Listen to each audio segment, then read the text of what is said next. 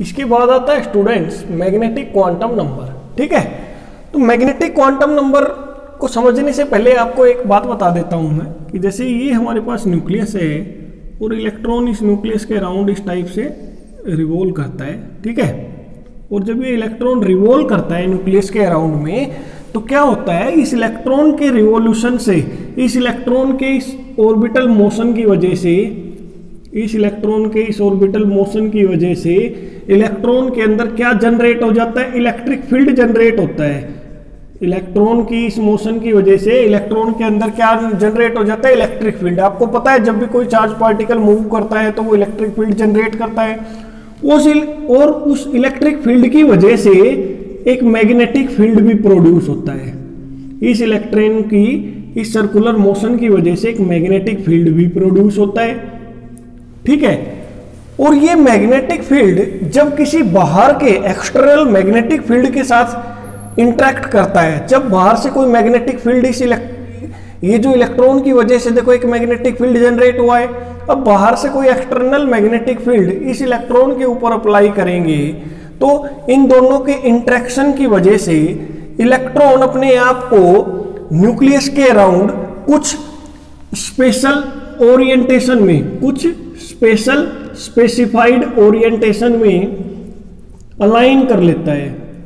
Electron अपने आप को न्यूक्लियस के अराउंड में कुछ स्पेसिफाइड स्पेशल ओरिएंटेशन में अपने आप को ओरिएंट कर लेता है न्यूक्लियस के अराउंड में। ठीक है, यह बात आपको पता होनी चाहिए कि इलेक्ट्रॉन की सर्कुलर मोशन की वजह से इलेक्ट्रिक फील्ड जनरेट होता है और उस इलेक्ट्रिक फील्ड की वजह से एक मैग्नेटिक फील्ड भी जनरेट होता है। और जब इस इलेक्ट्रॉन के ऊपर कोई बाहर से एक्सटर्नल मैग्नेटिक फील्ड अप्लाई किया जाता है तो इलेक्ट्रॉन अपने आप को कुछ specified direction around the nucleus जो होती है उसमें अपने आप को ओरिएंट कर लेता है। ठीक है, तो ये बात आपको पता होनी चाहिए। ठीक है, ये मैंने बता दिया है। इसके बाद अभी हम वापस डेफिनेशन के ऊपर आते हैं। ठीक है, मैग्नेटिक क्वांटम नंबर। तो मैग्नेटिक क्वांटम नंबर क्या रिप्रेजेंट करता है, it represent the magnetism produce. आपको पता है जब इलेक्ट्रॉन इस टाइप से मूव करेगा न्यूक्लियस के अराउंड में तो मैग्नेटिज्म प्रोड्यूस होगा उसके अंदर।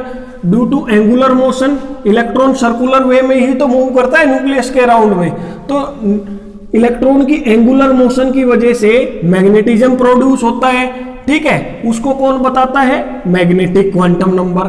ठीक है, एक तो ये बात बताता है, दूसरा क्या बताता है, determines the number of preferred special orientation of the electron in A subshell around the nucleus, कि इलेक्ट्रॉन कितनी स्पेशल ओरिएंटेशन में अपने आप को अलाइन करता है, उन नंबर ऑफ ओरिएंटेशंस को बताता है मैग्नेटिक क्वांटम नंबर। ठीक है, तो अभी एक बार फिर ध्यान से मेरी बात को समझना आप कि मैग्नेटिक क्वांटम नंबर क्या बताता है कि एक तो कितना मैग्नेटिज्म प्रोड्यूस होता है, कितना मैग्नेटिज्म प्रोड्यूस होता है इलेक्ट्रॉन की एंगुलर मोशन की वजह से।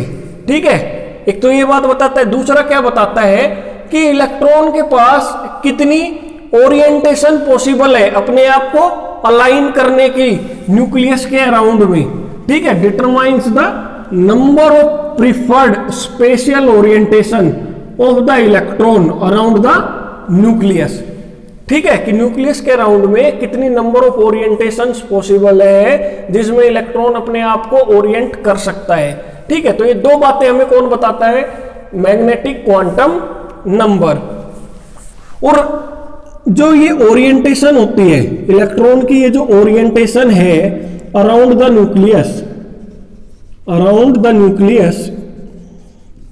इलेक्ट्रॉन की ओरिएंटेशन अराउंड द न्यूक्लियस ये रिप्रेजेंट करती है एक ऑर्बिटल को। ये रिप्रेजेंट किसको करती है, एक ऑर्बिटल को। इलेक्ट्रॉन की ओरिएंटेशन अराउंड द न्यूक्लियस किसको रिप्रेजेंट करती है, ऑर्बिटल को। जैसा कि हमने पहले क्लासेज में हमने डिस्कस किया है कि ऑर्बिटल क्या होता है, the space around the nucleus where the probability of finding the electron is maximum. ठीक है, उसको बोलते हैं, उस स्पेस को बोलते हैं ऑर्बिटल। ठीक है, तो ये जो ओरिएंटेशन है अराउंड द न्यूक्लियस ये किसको बताती है, ऑर्बिटल को। जितनी नंबर ऑफ ओरिएंटेशन पॉसिबल होगी उतने ही ऑर्बिटल पॉसिबल होंगे। ठीक है, इलेक्ट्रॉन के लिए न्यूक्लियस के अराउंड में जितनी नंबर ऑफ ओरिएंटेशन पॉसिबल होगी उतने ही नंबर ऑफ ऑर्बिटल इलेक्ट्रॉन के पॉसिबल होंगे। ठीक है, तो अब देखते हैं, ठीक है, कि 4a, अब इलेक्ट्रॉन जैसे हमने बताया था, इलेक्ट्रॉन कहां पे रहता है, सब सेल में रहता है। इलेक्ट्रॉन कहां, प्रिंसिपल सेल किससे मिलके बनी हुई है, सब सेल से। इलेक्ट्रॉन हम कहते हैं प्रिंसिपल सेल में, इसका मतलब किसमें है, सब सेल में। तो ये क्या बताता है, दूसरा हमें मैग्नेटिक क्वांटम नंबर ये बताता है कि किसी भी सब सेल के अंदर कितने नंबर ऑफ ऑर्बिटल पॉसिबल है। ठीक है, तो ये बात ध्यान रखनी है आपको। 4a given value of L, ठीक है, 4a given value of L, जो ml की वैल्यू है वो क्या पॉसिबल हो सकती है, -L2 + L। 4a given value of L, L क्या रिप्रेजेंट करता है, नंबर ऑफ सब सेल को। L किसको रिप्रेजेंट करता है, नंबर ऑफ सब सेल। यहां पे L क्या रिप्रेजेंट कर रहा है, किसी भी सब सेल को रिप्रेजेंट कर रहा है। 4a given value of L मतलब किसी भी गिवन सब सेल के लिए कितने ऑर्बिटल पॉसिबल होंगे, ml। मैग्नेटिक क्वांटम नंबर किसको रिप्रेजेंट करता है, नंबर ऑफ ऑर्बिटल्स को। किसी भी सब सेल के अंदर कितने ऑर्बिटल पॉसिबल हो सकते हैं उसको कौन बताता है, ये magnetic quantum number ml, -L से +L तक। 4l = 0, S सब सेल होती है ना, जैसे हमने अभी देखा था, S सब सेल, L अगर 0 है तो सब सेल कौन सी है, S सब सेल है।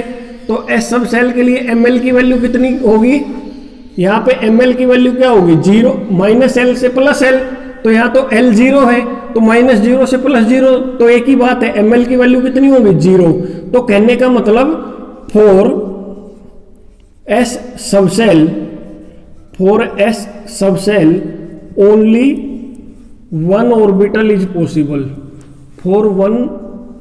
4s subshell only 1 orbital is possible. कि S सब सेल में पूछ लिया जाए, 4s subshell only 1 orbital is possible, कि S सब सेल में कितने ऑर्बिटल होते हैं, एक ऑर्बिटल होता है। क्योंकि ऑर्बिटल किससे पता चलता है, ml की वैल्यू से। S सब सेल का मतलब L0 है, तो ml की वैल्यू भी कितनी होगी, 0। ठीक है, तो S सब सेल के अंदर ओनली 1 ऑर्बिटल इज पॉसिबल, और उस ऑर्बिटल को बोलेंगे S ऑर्बिटल, उस ऑर्बिटल को बोलेंगे S ऑर्बिटल। ठीक है, अब यहाँ पे हम L = अगर 1 है तो ml की वैल्यू कितनी हो जाएगी, -L से +L तक। -1 के बाद आता है 0, इधर आता है +1। तो L अगर 1 है, L1 कब होता है, कौन सी सब सेल में 1 होता है, L = 1 क्या रिप्रेजेंट करता है, P सब सेल। ये पहला केस देखा है हमने, ये दूसरे केस की बात कर रहे हैं। L = अगर 1 है तो P सब सेल है, तो ml की वैल्यू क्या होगी, अगर L1 है तो -1 0 +1। ठीक है, तो कहने का मतलब जो P सब सेल है इसके अंदर 3 ऑर्बिटल पॉसिबल है। P सब सेल के अंदर 3 ऑर्बिटल पॉसिबल है, जिनको हम बोलते हैं 3px 3py, sorry 3 orbital possible हैं जिनको बोलते हैं px py pz। ठीक है, और अगर हम बात करें L = अगर 2 है, ठीक है, L = 2 का मतलब D सब सेल, L = 2 मीन्स D सब सेल। L = अगर 2 है तो ml की वैल्यू क्या होगी, -2, -2 के बाद -1, -1 के बाद 0, 0 के बाद +1, +1 के बाद +2। तो कितनी वैल्यूज होगी ml की, 5।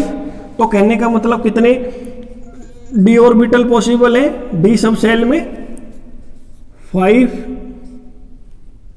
Orbitals are possible in D subshell. D subshell में कितने ऑर्बिटल पॉसिबल है, 5 ऑर्बिटल। ठीक है, कौन कौन से 5 होते हैं, DXY, एक को बोलते हैं DYZ, एक होता है DZX, एक होता है DX² - Y², और एक होता है डी जेड स्क्वायर। ठीक है, तो ये डी सब सेल के अंदर 5 ऑर्बिटल्स पॉसिबल होते हैं। ठीक है, d x y, d y z, d z x, d x square minus y square, d z square. अब आपको और थोड़ा सा अच्छे से पता चल गया होगा कि जो भी मैग्नेटिक क्वांटम नंबर है वो हमें क्या बताता है। एक तो मैग्नेटिज्म कितना प्रोड्यूस होता है एंगुलर मोशन की वजह से, दूसरा हमें क्या बताता है कि किसी भी सब सेल के अंदर कितने ऑर्बिटल्स पॉसिबल है, वो कौन बताता है हमें, मैग्नेटिक क्वांटम नंबर। ठीक है, क्लियर है मेरी बात। एक चीज और मैं बता देता हूं, प्रिंसिपल सेल्स के अंदर सब सेल्स होती है, सब सेल्स के अंदर ऑर्बिटल्स होते हैं। प्रिंसिपल सेल को प्रिंसिपल क्वांटम नंबर बताता है, सब सेल्स को एजीमुथल क्वांटम नंबर बताता है, और ऑर्बिटल्स को मैग्नेटिक क्वांटम नंबर बताता है।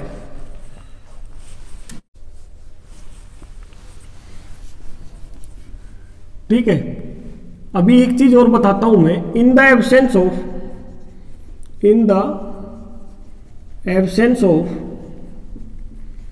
the external magnetic field, in the absence of the external magnetic field। ठीक है, जब हमारे पास एक्सटर्नल मैग्नेटिक फील्ड एब्सेंट है तो ये जितने भी ऑर्बिटल्स पॉसिबल है, जैसे पी सब सेल के अंदर कितने ऑर्बिटल्स पॉसिबल थे, पी सब सेल के अंदर कितने ऑर्बिटल्स पॉसिबल थे, p x, p y, p z. अब तो निकालना आता है ना आपको कि कोई भी सब सेल पता हो तो उसके अंदर कितने ऑर्बिटल पॉसिबल हो सकते हैं, वो हम निकाल सकते हैं। सब सेल से हमें एल की वैल्यू पता चल जाएगी, एल की वैल्यू से एम एल की वैल्यू, तो जितनी भी एम एल की वैल्यू होती है उतने ही ऑर्बिटल पॉसिबल होते हैं। जैसे पी सब सेल के लिए एल कितना है हमारा 1, तो एम एल कितना हो जाता है -1 0 +1, इसीलिए 3 ऑर्बिटल पॉसिबल होते हैं पी सब सेल के लिए, p x, p y, p z. तो जब एक्सटर्नल मैग्नेटिक फील्ड प्रेजेंट नहीं है तो एनर्जी की बात करें, तो हम एनर्जी की बात करें तो पी एक्स की energy is equal to p y की energy is equal to p z की एनर्जी। तो तीनों इन ऑर्बिटल्स की एनर्जी क्या होती है, आइडेंटिकल होती है। इनको बोलते हैं डीजनरेट ऑर्बिटल्स, डीजनरेट ऑर्बिटल्स। ठीक है, इन the absence of the magnetic field all the orbitals of a given subcells have equal energy, और इन ऑर्बिटल्स को बोलते हैं डीजनरेट ऑर्बिटल्स। ठीक है, अब डेफिनेशन क्या हो जाएगी डीजनरेट ऑर्बिटल्स की, in the absence of the external magnetic field all the orbitals of a given subshell are equal in energy. ठीक है, and they are called degenerate orbitals. ठीक है, लेकिन in the presence of magnetic field, in the presence of magnetic field, in the presence of magnetic field, अगर magnetic field present है तो energy की बात करेंगे तो पी एक्स की एनर्जी पी वाई के इक्वल नहीं होगी, पी वाई की पी जेड के इक्वल नहीं होगी। ठीक है, तो इन ऑर्बिटल्स की एनर्जी इक्वल नहीं होती, इनको बोलते हैं non degenerate orbitals, non degenerate orbitals. ठीक है, नॉन डीजनरेट ऑर्बिटल्स। ठीक है, तो इन द डेफिनेशन क्या हो जाएगी, in the presence of the external magnetic field the energy of the orbitals of a given subshells are not equal and they are called non degenerate orbitals. ठीक है, clear है ये मेरी बात। ठीक है, तो अब आपको याद हो तो हमने पहली क्लासेज में पढ़ा था, ठीक है, जो हमने प्रीवियस क्लासेज में डिस्कस किया था कि बोर का जो मॉडल फेल हो गया था, बोर के मॉडल का एक लिमिटेशन ये था कि जब भी किसी एलिमेंट को मैग्नेटिक फील्ड की प्रेजेंस में रखते हैं और उसका स्पेक्ट्रा ऑब्टेन करते हैं तो एक स्पेक्ट्रल लाइन एक से ज्यादा स्पेक्ट्रल लाइन में स्प्लिट हो जाती है।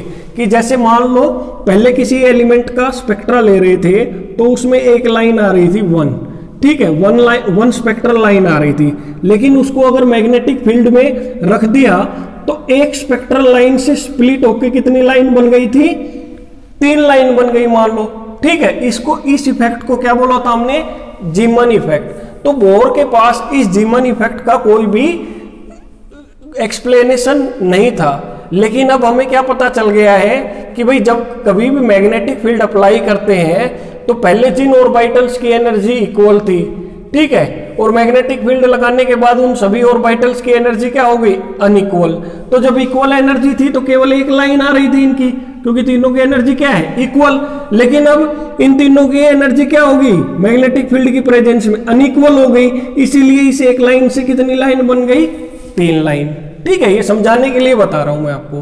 तो जीमन इफेक्ट को एक्सप्लेन कौन करता है, जीमन effect can be explain by magnetic quantum number. ठीक है, बोर के मॉडल की लिमिटेशन थी, बोर इसको एक्सप्लेन नहीं कर पाया, लेकिन मैग्नेटिक क्वांटम नंबर को अगर हम स्टडी करते हैं तो उसके बेस पे जीमन इफेक्ट को हम एक्सप्लेन कर सकते हैं। ठीक है, तो ये सब था मैग्नेटिक क्वांटम नंबर के बारे में। ठीक है, इसके बाद अभी हम स्टार्ट करते हैं students next quantum number, that is spin quantum number.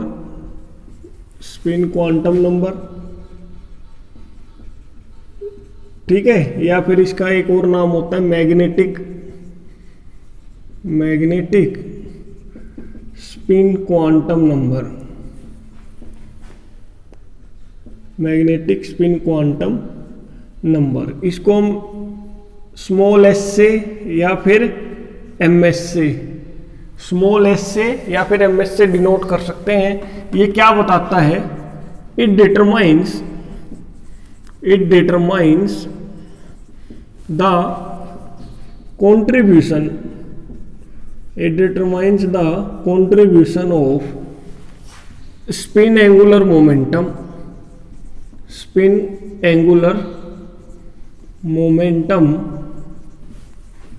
to the orbital angular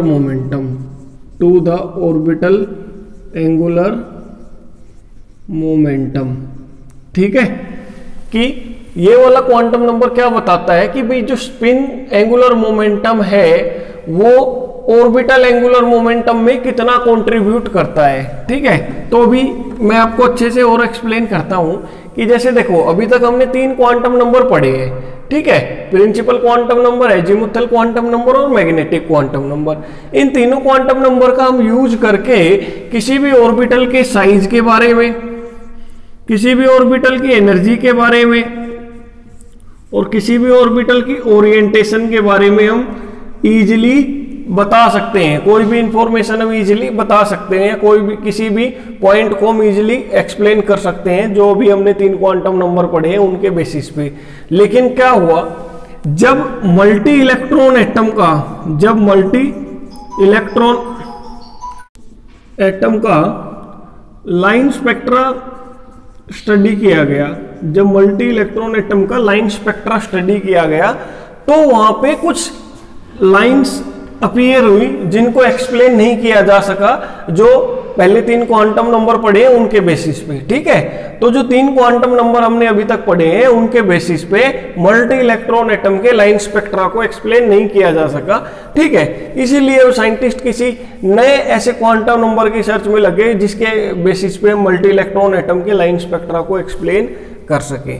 ठीक है, तो फिर बाद में क्या पाया गया कि जैसे कि ये हमारा न्यूक्लियस है, ठीक है, और इलेक्ट्रॉन जो होता है न्यूक्लियस के अराउंड ऑर्बिटल में रिवॉल्व करता है। ठीक है, इलेक्ट्रॉन न्यूक्लियस के अराउंड में ऑर्बिटल में रिवॉल्व करता है। जैसे ये इलेक्ट्रॉन है, ये हमारा न्यूक्लियस है, इलेक्ट्रॉन इस न्यूक्लियस के अराउंड में इस ऑर्बिटल में रिवॉल्व कर रहा है। ठीक है, तो ये बात तो हमें पहले ही पता थी, लेकिन एक्चुअल में क्या होता है कि जब इलेक्ट्रॉन किसी न्यूक्लियस के अराउंड में रिवॉल्व करता है तो उस रिवॉल्यूशन के साथ में वो अपने एक्सिस के ऊपर रोटेट भी करता रहता है, रोटेट और स्पिन। ठीक है, ये इलेक्ट्रॉन जो यहां पे है ये इस न्यूक्लियस के अराउंड में रोटेट तो कर ही रहा है, साथ में ये इलेक्ट्रॉन अपने एक्सिस पे स्पिन भी कर रहा है। ठीक है, जैसे फॉर एग्जांपल आपको पता है कि जो हमारे सोलर सिस्टम में ये सन है और अर्थ इस सन के अराउंड में ऐसे रिवॉल्व करती है। लेकिन अब ये सन है, ये अर्थ है, अर्थ सन के अराउंड में रिवॉल्व कर रही है, लेकिन रिवॉल्यूशन के साथ साथ अर्थ अपने एक्सिस पे रोटेट भी करती रहती है। ठीक है, तो ये बात ध्यान रखनी है कि इलेक्ट्रॉन जब न्यूक्लियस के अराउंड में रिवॉल्व कर रहा है, ठीक है, तो रिवॉल्यूशन के साथ साथ वो अपने खुद के एक्सिस के ऊपर रोटेट भी कर रहा है, या अपने एक्सिस पे उसको बोलते हैं स्पिन भी कर रहा है। ठीक है, तो ये बात जरूर याद रखनी है आपको कि इलेक्ट्रॉन ऑर्बिटल के अंदर रिवॉल्व कर रहा है न्यूक्लियस के अराउंड में, और अपने एक्सिस के ऊपर रोटेट भी कर रहा है और स्पिन भी कर रहा है। ठीक है, तो इसी से अब क्या पता चला, देखो जब इलेक्ट्रॉन किसी भी ऑर्बिटल में रिवॉल्व करता है तो इलेक्ट्रॉन का एक अपना ऑर्बिटल एंगुलर मोमेंटम होता है। इलेक्ट्रॉन का ऑर्बिटल एंगुलर मोमेंटम होता है, जो आपने पढ़ा है कितना होता है, √L+1h/2π। ठीक है, ये एंगुलर मोमेंटम कब होता है, जब इलेक्ट्रॉन किसी ऑर्बिटल में रिवॉल्व करता रहता है। ठीक है, लेकिन अगर इलेक्ट्रॉन लेकिन अब हमने क्या पाया है कि इलेक्ट्रॉन अपने एक्सिस के ऊपर रोटेट भी करता है, स्पिन भी करता है। तो इलेक्ट्रॉन के स्पिनिंग से या इलेक्ट्रॉन के रोटेशन से एक नया एंगुलर मोमेंटम जनरेट होता है, एक नया एंगुलर मोमेंटम जनरेट होता है जिसको बोलते हैं स्पिन एंगुलर मोमेंटम। और ये स्पिन एंगुलर मोमेंटम होता है h/2π। ठीक है, s+1h/2π √। ठीक है, ऑर्बिटल एंगुलर मोमेंटम आता है इलेक्ट्रॉन की ऑर्बिटल मोशन की वजह से, स्पिन एंगुलर मोमेंटम आता है। ठीक है, स्पिन एंगुलर मोमेंटम आता है इलेक्ट्रॉन की स्पिनिंग से, जब इलेक्ट्रॉन अपने एक्सिस पे स्पिन करता है। ठीक है, तो ये तो बात हो गई ऑर्बिटल एंगुलर मोमेंटम की और स्पिन एंगुलर मोमेंटम की। ठीक है, अभी मैं बताता हूं यहां पे ये एस क्या है। अब जो नेट एंगुलर मोमेंटम है, नेट एंगुलर मोमेंटम क्या होगा, ये इसको कैपिटल एल से डिनोट करते हैं, इसको कैपिटल एस से, तो नेट एंगुलर मोमेंटम L+S हो जाएगा। ठीक है, तो अब क्या होता है कि देखो, अब इलेक्ट्रॉन इस न्यूक्लियस के अराउंड में रोटेट कर रहा है, ये इलेक्ट्रॉन अब इस न्यूक्लियस के अराउंड में रिवॉल्व कर रहा है। रिवॉल्यूशन के साथ साथ ही अपने एक्सिस पे रोटेट कर रहा है या फिर स्पिन कर रहा है। तो क्या होगा इससे कि अब इलेक्ट्रॉन अपने एक्सिस पे क्लॉकवाइज भी स्पिन कर सकता है और एंटी क्लॉकवाइज भी स्पिन कर सकता है। तो कहने का मतलब ये जो स्पिन एंगुलर मोमेंटम है, ये ऑर्बिटल एंगुलर, अगर ये इसकी डायरेक्शन, स्पिन एंगुलर मोमेंटम की डायरेक्शन और ऑर्बिटल एंगुलर मोमेंटम की डायरेक्शन दोनों की सेम है, दोनों पैरेलल है, तो ओवरऑल ये दोनों क्या हो जाएंगे, ऐड हो जाएंगे। और अगर हमारा जो स्पिन एंगुलर मोमेंटम है उसकी डायरेक्शन ऑर्बिटल एंगुलर मोमेंटम की डायरेक्शन के एंटी पैरेलल है, तो ये क्या हो जाएंगे, यहाँ पे माइनस हो जाएंगे। ठीक है, तो कहने का मतलब जो हमारा स्पिन एंगुलर मोमेंटम है वो किसी ऑर्बिटल की एनर्जी को इंक्रीज भी कर सकता है और किसी ऑर्बिटल की एनर्जी को डिक्रीज भी कर सकता है, depending upon its direction of spin. ठीक है, वेदर इट इज क्लॉकवाइज और anti clockwise, whether it is parallel और anti parallel to the orbital angular motion. ठीक है, तो अब क्या मानते हैं हम कि भाई जो भी हमारा इलेक्ट्रॉन है उसकी स्पिन क्लॉकवाइज भी हो सकती है, इलेक्ट्रॉन की जो स्पिन है वो क्लॉकवाइज भी हो सकती है और एंटी क्लॉकवाइज भी हो सकती है। ठीक है, अगर इलेक्ट्रॉन की स्पिन को हम क्लॉकवाइज माने तो इलेक्ट्रॉन की स्पिन क्लॉकवाइज है, तो इलेक्ट्रॉन की जो स्पिन को हम डिनोट करते हैं +1/2 से, इसको बोलते हैं अपवार्ड स्पिन, अपवार्ड स्पिन, और इस तरह से एरो से दिखाते हैं, अपवार्ड एरो से। और अगर इलेक्ट्रॉन की स्पिन, ये स्मॉल एस है ये, ठीक है, यहाँ पे ये क्या है, स्मॉल एस, एंटी क्लॉकवाइज है तो ये -1/2, इसको बोलते हैं डाउनवार्ड स्पिन, डाउनवार्ड स्पिन या फिर डाउनवर्ड स्पिन, और इसको रिप्रेजेंट करते हैं, ठीक है, डाउनवर्ड एरो से। तो ये हमने बात की थी अभी किसकी, स्पिन क्वांटम नंबर की, या मैग्नेटिक स्पिन क्वांटम नंबर, ठीक है। तो अब आपने एक्चुअली देख लिया है क्वांटम नंबर क्या डिटरमाइन करता है कि जो स्पिन एंगुलर मोमेंटम है वो ऑर्बिटल एंगुलर मोमेंटम के अंदर कितना कंट्रीब्यूशन अपना देता है। अगर वो ऑर्बिटल एंगुलर मोमेंटम के पैरेलल होता है उसकी डायरेक्शन, तो नेट एंगुलर मोमेंटम इंक्रीज हो जाएगा, ऑर्बिटल की एनर्जी इंक्रीज हो जाएगी। और अगर ये इसके अपोजिट है, एंटी पैरेलल है, ठीक है, तो नेट एंगुलर मोमेंटम कम हो जाएगा, ऑर्बिटल की एनर्जी भी कम हो जाएगी, ठीक है। तो यही रीजन था कि मल्टी इलेक्ट्रॉन एटम के अंदर जो लाइंस होती हैं वो स्प्लिट हो जाती है, ठीक है, डिपेंडिंग अपॉन कि जो स्पिन एंगुलर मोमेंटम है वो ऑर्बिटल की एनर्जी को इंक्रीज करता है या डिक्रीज करता है, ठीक है। तो इसी के साथ ये क्वांटम नंबर भी हमारा खत्म होता है।